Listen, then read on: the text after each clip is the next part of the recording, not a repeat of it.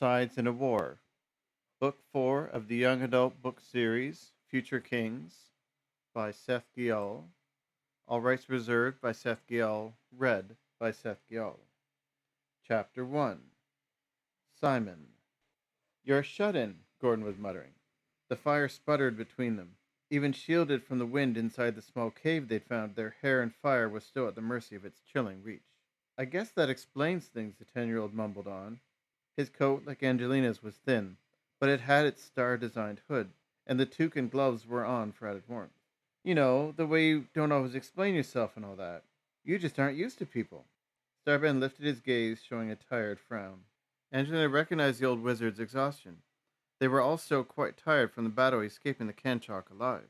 Her arms and legs still felt like lead, and she was sleeping full nights. Starben wasn't. He was even letting them sleep in the mornings before rousing them to resume climbing down from the peak they'd exited onto. If she was this tired, he had to be spent. That had been 4 days ago.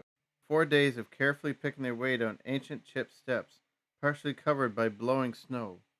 Apparently there was a bridge to the nearest peak further down, and after that it was a simple hike along. But no one had used this path to the school in ages, so Starben simply wasn't sure what condition any of it was in anymore. She was 14. She was fighting wild, oily, slick Algrenese, hiking for more than 2 weeks north, and now scaling a mountain down. No one at the orphanage would recognize her today in her dirty clothes and wind-strung hair. She smiled. She wasn't the same person, and she was proud of that. She could still do without all the physical labor. I'm a scholar, Starben corrected rather stiffly, and I have a loyal set of friends I keep in constant contact with, the old wizard added pointedly. He then huffed out some mumbled words and shook his head. As for speaking with common people, I lost interest in general human contact before you were born. The old man's hair and robes were in bad need of a wash, too. They were all in the same state. What's the use in idle, uneducated conversation when you've lived so long that you've heard it all? He gazed off into the blowing snow just outside their small cave. And their newfangled magics are a waste. No one knows real magic anymore. None of the common young set, at least. Besides, I talk and explain things well enough. You miss important details a lot, Angelina conceded. And go on a while completely missing the point sometimes, Gordon added, smiling sheepishly. Simon's squint narrowed. You're not teaching us what the others know, he picked up on. The 17-year-old's jacket was thinner than Gordon and Angelina's. He was hugging it tighter as a result and leaning closer into the fire. He reached out, sending a burst of flame from the end of his iron rod, keeping the fire going. What are you teaching us then? Simon groaned. Real magic, Starben mused. He waved a hand over the fire, making the burnt wood reform to begin its decay anew. I'm teaching you strong magic, the way it was when we first took the craft, before the new ways began and weaker shortcuts were found. Gordon closed his eyes. There are easier ways to do magic? His gaze was pleading. Yes, Starben confirmed, but you wouldn't want them, and I won't teach them. Gordon and Simon shared pained expressions. Angelina found a nod. She wouldn't want to learn bad habits. Shortcuts that led to weaker magic sounded like bad habits to her. Starben didn't communicate well or often enough, but he was finally teaching them things, and they were almost at the school, according to him. Of course, he hadn't given them an arrival time yet. There was an example of bad communication. She sighed, finding a soft chuckle.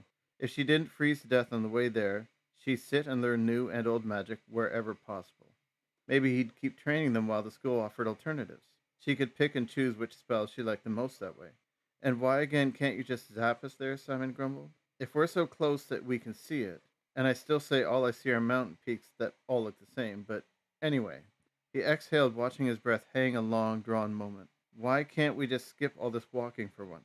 It's possible our pursuers got out from the Kanchok like us, Starben replied with a sour frown. I've explained this already. Simon rolled his eyes like it didn't matter. There is a touch of magic to all these peaks, Starben offered. There are safe zones we will reach and relax in for a time. So there is a small touch of magic around us. I can work some spells undetected, but that's it. Anything more serious like what you're suggesting would light us up. They'd see us from miles away and stop my spell. Then they'd surround and attack us. I don't think you want to fight them again, do you? Simon couldn't keep eye contact, and he was blushing badly. Angelina smiled. Pride was definitely Simon's weaker self. He just couldn't admit to fear. She was okay admitting to that sort of thing. She feared meeting up with the Algrenese again. What was so wrong with that? And how far is this bridge, she checked. I know nobody's used it in a long time. What if it's not still attached? Fallen to the ground, however far down that is from here. She paused to think a moment. Where are we anyway? Starben blinked a few times. Didn't I tell you? The three youths smiled. No, Angelina mused with a snicker. No, you missed that one. Starben frowned, furrowing his brow. Oh, well, you're on a peak in the southern Arctic region. Angelina couldn't find any words that fit. They'd been walking towards the bulbous mount on the Canadian Shield. There'd been a large lake. Wasn't it Lake Abitibi or some such? They hadn't even hit James Bay, and they'd skipped up to the Arctic region like the Arctic Pole? They hadn't even been in the Kanchok 20 minutes. Gordon was the one to voice her wonder. We traveled that far in so little time, he stuttered. He exhaled, puffing up his cheeks. Wow. Why put a school where no one wants to be, Simon grumbled, swallowing a shiver. Starvin lifted a finger as if to make a point. Because this way no one will intrude on your space. Simon couldn't find an argument to that, though he was obviously trying. As for how much further the bridge is, Starvin noted with a sigh and nod, it's not far. Another 2 rounds, maybe. Angelina knew what he was up to, leaving his answer at that. He knew she didn't really like heights. Gordon hadn't even seemed to like them much. She was betting the bridge was really high up, and the ground was really far down below it. That would make it a bridge. She knew that. She also knew she wouldn't like it. Angelina glanced around them at the ward signs burned into the rock. These wards hid them from trackers and healed their wounds, also energizing tired bodies. Starben was maintaining 5 wards at once. She could do little more than sense where they were, and that wasn't consistent. So what are we looking for so you can make us better coats, she prodded. Liners would be nice too, something. That spell you taught us isn't enough. Simon was nodding glumly. The wind still gets through. Gordon and Angelina sneered, hugging their coats in tight in unison. Wait, aren't there polar bears in the Arctic? Not at this altitude, Starben assured him. The most vicious local animal we should meet up this high would be a goat, certainly on these paths. We should get going while there's still light. I want to reach that bridge by nightfall. Why is that? Gordon asked. You'll see. The three stared at him as he gathered up his robes and pulled his hood over his head. He then stared back expectantly. Angelina could see Starvin as a hermit living alone in some homey cave. She also saw the scholar in a stacked library wanting to spend his time with learned people, not the common rabble. Either way, he'd only have his schedule to accommodate, no one to explain anything mundane to. He'd have all the time in the world to have things his way, and the school had sent him to fetch them. Him and Danch, of course. She found that choice interesting. Ovan Ari Kuhar, she muttered. She could feel the air around her circle and heat up. Inside the cave, she suddenly felt quite warm. She knew that once outside, the Arctic winds would still cut through, but she enjoyed the moment, then packed up her pack like the other two and trudged outside again. They made their way down through drifting snow and whipping wind. Their path spiraled down around the frosted mountain peak. The steps underfoot were old and near worn off, but Angelina could still make them out. She figured even goats would have trouble walking about up here. They'd likely just stay down below to be eaten by polar bears who liked it down lower to the ground. Like her. Staying in close to the mountain wall, she watched that wind whip at the few trees that had managed to grow from the random crevice. They were nearly shorn free to be cast out into nothing. Some had actually curled or leaned in artistic poses. She found herself smiling at that. Those trees that grew up against the wall avoided the wind's pull. They were doing the same. And they made their walk around the peak, coming back to that view she was holding onto so dearly. The school. At least, the peak he'd pointed at. It was similar to every other peak out there, and there were 12 to pick from with that light cloud cover settling below them. The horizon as the sun rose was amazing, and she thought she could see a glimmer on that distant peak. Hugging her coat in close, heat spell or not, she stayed in close behind Gordon with Simon grumbling his way along behind her. Ovan Ari Kuhar, she kept whispering, holding the image of fiery wind circling around her, shielding her from the cold. They embraced the fire to enter the Kanchok, and now they used the fire and wind to protect them from the cold, somewhat. Would Starben finally buckle to teach them ordinary fire? He'd have to give in eventually. 1, 2, 3 more tiring rounds down. Starben lifted his left arm to signal stop, and the youth gazed out past him in different degrees of shock. Angelina stared wide. He had to be kidding. That was the bridge he expected them to cross? Large stone pillars stood where the mountain ledge stopped. Low walls were fitted on either side. There might have been benches or a stone torch stand at one point, but most of that stone had been chipped or worn away with time.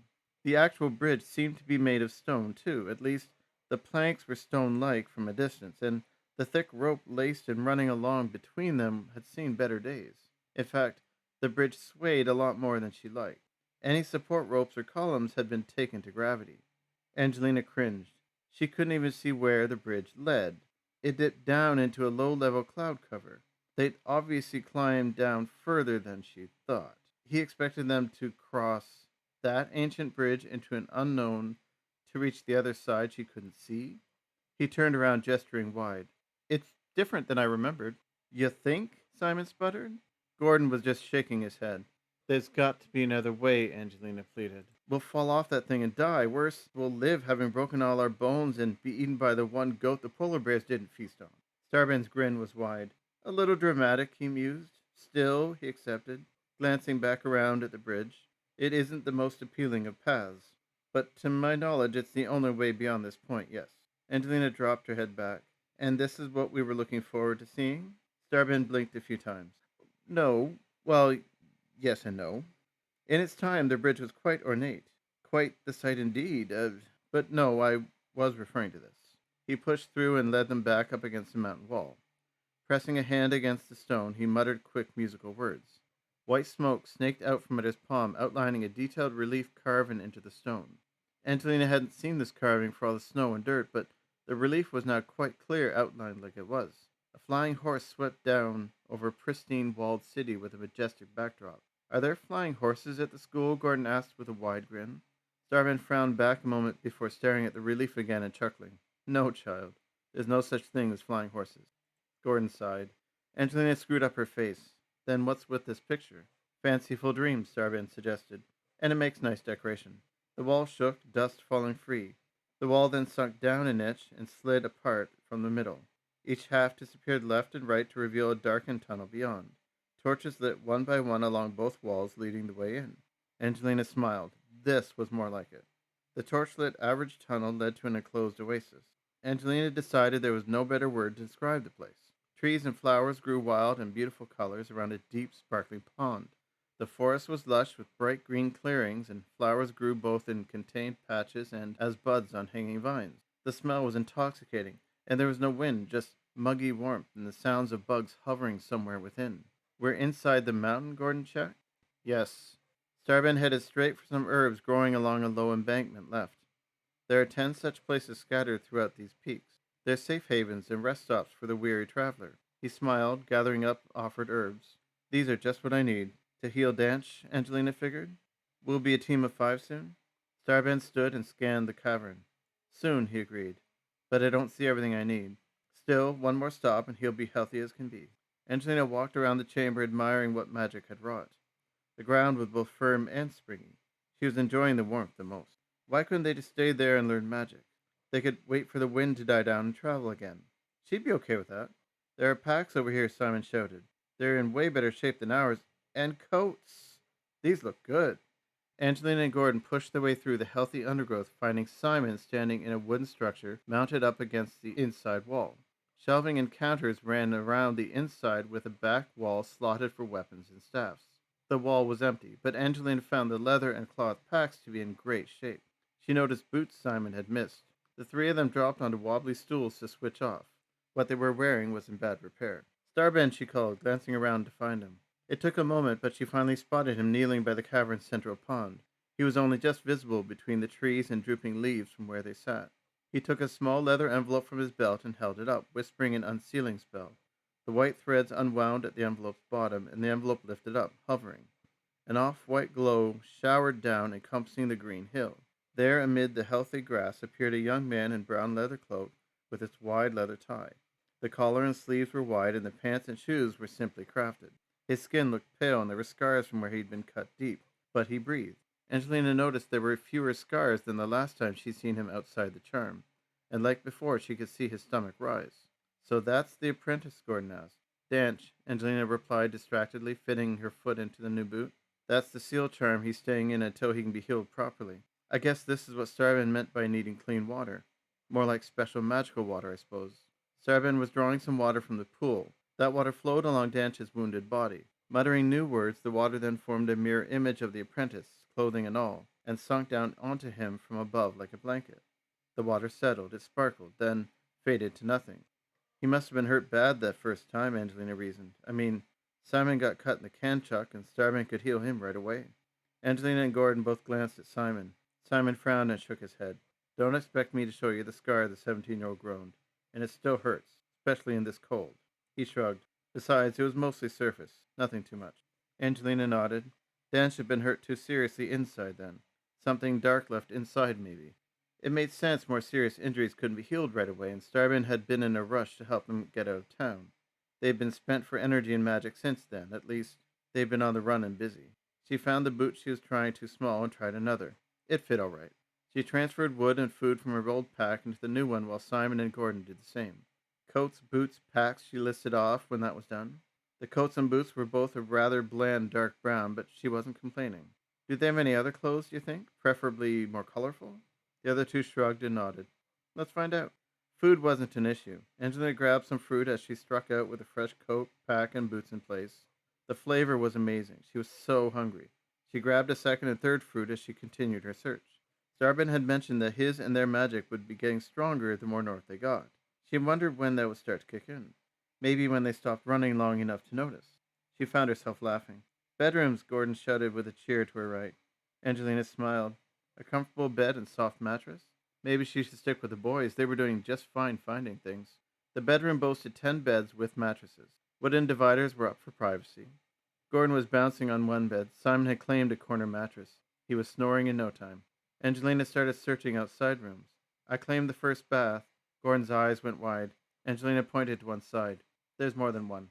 She left Gordon to roar his approval and slid the closest partition over to block the doorway. The side chamber was small, but it had a stone tub filled with clean water.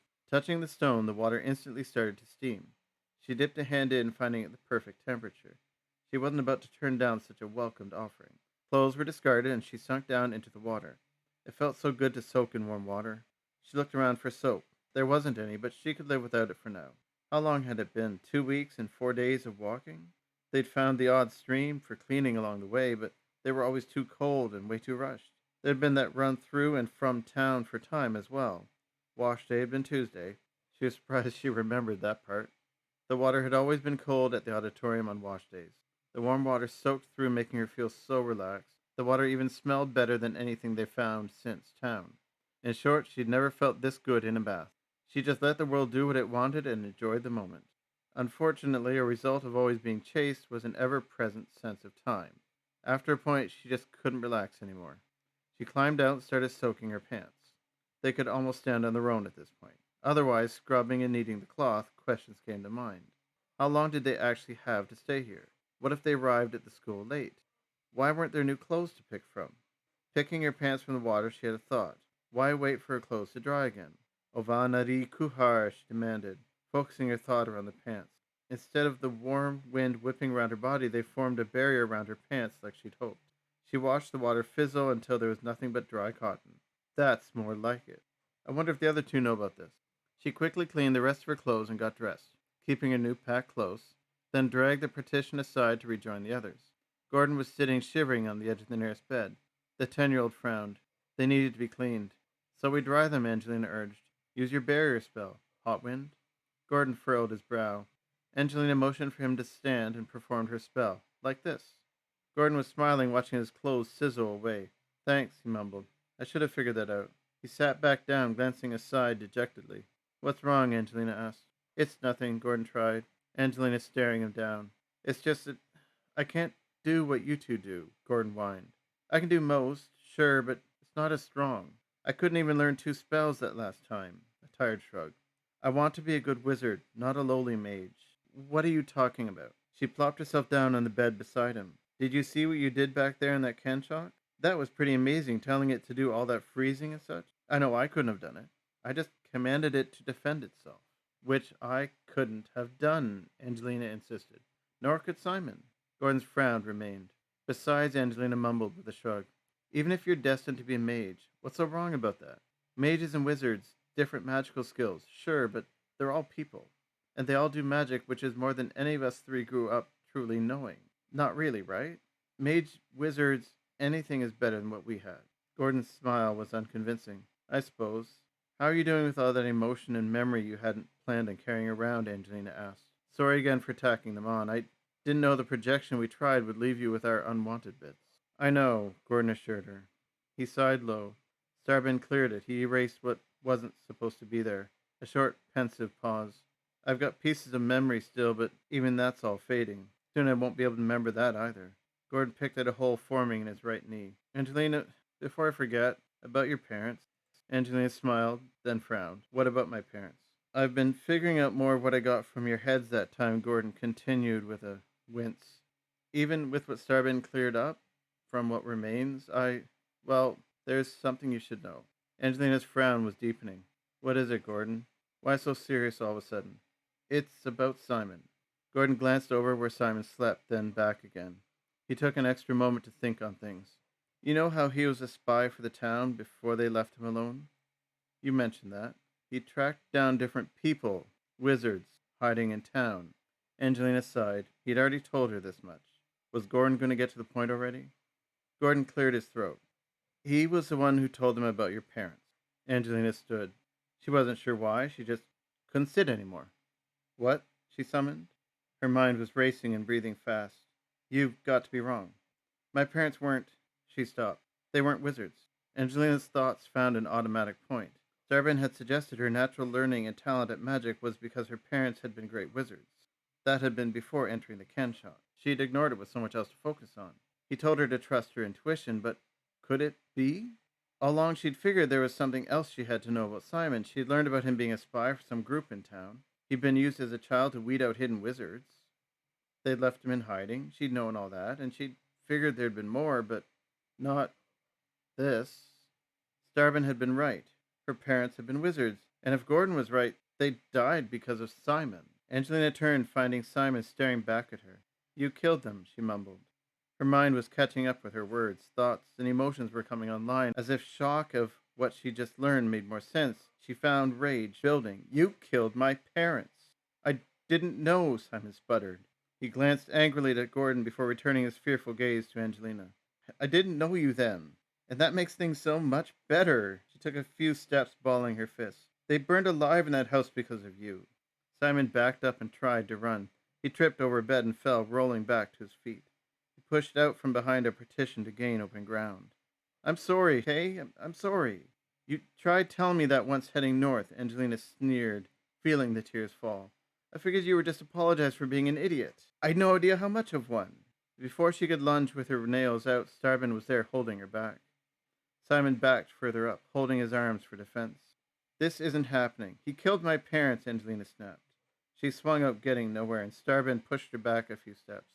She growled and made for a run, but Starbin stepped in her way, making clear she'd find no justice. He was just a tool, Starbin groaned. I'm sure they had someone else do the deed.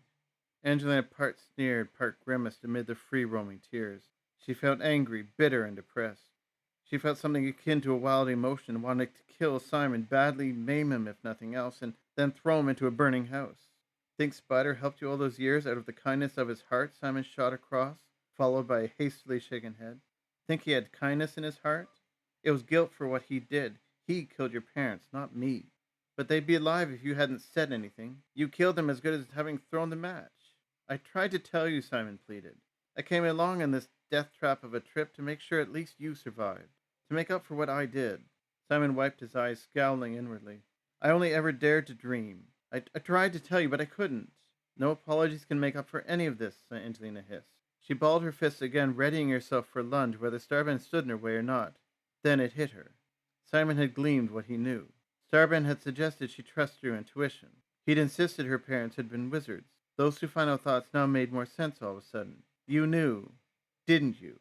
Angelina backed up, shaking her head. Hurt and betrayal mixed with the rest. Simon was slime, but she trusted Starbin. You've known all along since he tried to read your mind, didn't you? Starbin lowered his arms and licked his lips. What was I to say? The old man asked. Angelina taking another shaky step back. There are things you don't know, Angelina. Things I didn't think you were ready to know. That doesn't make it okay, Angelina hurled back. You really don't know people, do you? Starbin just held his arms aloft, suggesting he was trying to think of something to say that might help, but nothing came. Simon still cringed behind him, and Gordon had backed up, gazing upon the scene with apprehension. Angelina wanted justice, but she wasn't sure fighting would find her any, and she had a feeling Simon really wasn't worth it, and the loss she felt watching her parents die as a child returned. She couldn't be near the person who trusted them. She couldn't be near the person who turned them in, and she didn't want to be anywhere near the wizard who'd known all along and done nothing to warn her. She burst from the room in search of anywhere else to be just then. She needed space. Space and a weapon for when she returned in better control of her emotions. What do we do? Gordon was asking. Starban glanced after Angelina with downcast eyes. We stay the night, I suppose. We could all use the time. And we hope answers are better tomorrow. The forest was too bright, too distracting for her, and those bug clouds started bothering her. The water made strange fizzing sounds she hadn't noticed before, and the crunching grass and leathery leaves were too uneven. Not to mention a snake that tried to slither down her back. She just wanted to be somewhere with nothing. It just somehow made sense to her, though she had no clue why. She stormed back into the bedroom area, warning Gordon away a few times until he stopped coming near. Simon certainly kept his distance. She didn't want anyone near just then. She felt safer alone. Angelina's tears came as she curled up in the corner by her chosen bed. With them came the fatigue. All she wanted to do was scream and swing, but she was so tired.